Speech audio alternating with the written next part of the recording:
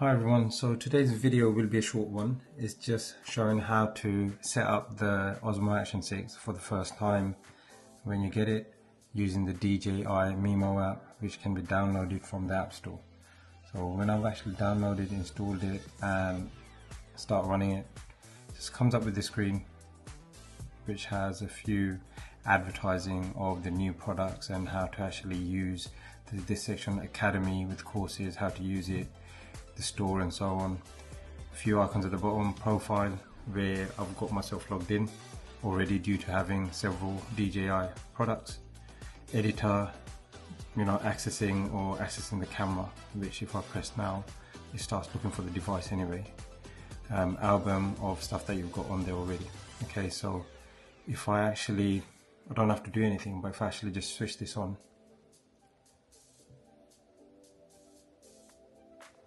okay, so switch this on, what we'll see is, okay, so activate before use, and it lets me skip it 4 times, which I've done once already, the first time I actually switched the camera on. Now I have to actually set it up. So if I do this, there you go, it finds the Osmo Action 6 and all I have to do is press connect. Okay, it's asking me to verify the code on the device itself. Okay, as you can see, it's the same code, accept, agree. From what I remember, it's 48 hours that you have from activating it to actually get it done. I'm just thinking, where it's a rugged camera, hopefully I don't have the same problems as I did with the Osmo Action 5 Pro, but that didn't actually have any DJI key. But when they examined it, they determined that it was a fault on the door, fault on the camera. So I'm hoping there isn't a need for it. Okay, so I'm going to skip this. Okay, and there you go, it's done. That's all I needed. Get started. Okay, it's giving instructions on what we have: the shutter button, quick start button, screen gestures that you can actually do. Okay, enjoy live view in DJI Mimo. You get to actually see everything on the screen here. Transfer the files transfer the file from the Osmo Action 6 onto your phone or your iPad or one of your devices quite easily. In tutorials, update firmware, which needs to be done. It might say that straight away. There you go. So it will actually do that. I'll come back to you once that's done, just to show the final bits of it. So while it's downloading the firmware update, when you first set the camera up, okay, these are some of the things that it's going to show you on the screen. It's a lovely display, as you can see. Does it show you? Okay, it actually shows us the camera switched on at the moment anyway. Okay, so just going back to this. Okay, lovely display. Okay, quick switch button. What it does, it changes between various different camera modes. Okay, and you hold it down to actually power it on and off. That's what it's saying. Covers, clean and close covers to fully protect camera from water. That's the other side. Battery and storage, use the DJI battery, use a micro SD card, and the one that I have actually put in there is the SanDisk Extreme Pro, which is suitable for 4K recording, slow-mo as well.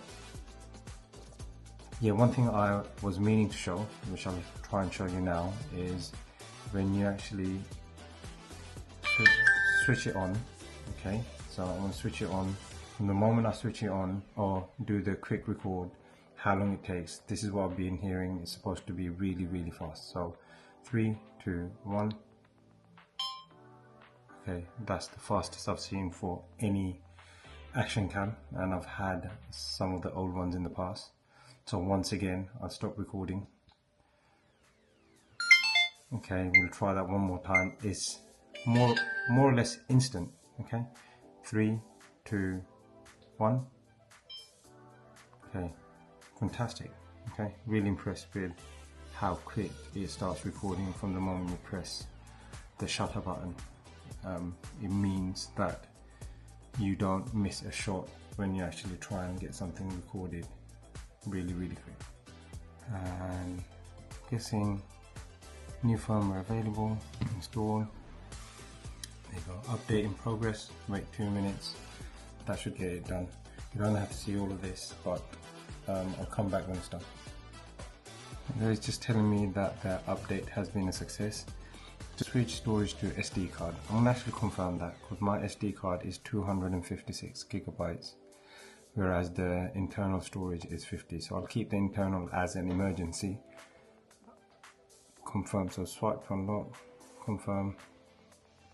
Okay, just a few things. Okay, swipe left to right to change shooting modes, which I don't have to do. Tap to change shooting modes. Tap to preview photos. So the stuff that no files on SD cards, so confirm, nothing's there at the moment. Okay, so just quickly, as I was saying, the firmware update has a few things. I'll just read out a couple of the things. Added portrait mode for improved skin tones. Okay, added more range. Okay, it's just there. Added more range options for the variable aperture settings. Added new options for film tone. Okay. Added quality priority in video mode, which further enhances image quality when enabled. Added support for vertical aspect ratio 9:16 in slow motion, which would be useful for shorts, I guess. Optimize image quality and dynamic range in 8K photo mode, and optimize image quality in super night mode. So these updates came through at some point. I might be late to this, by the way, because I've picked the camera up a couple of weeks into launch. So once again, thank you very much for watching. Please kindly subscribe and like. See you soon.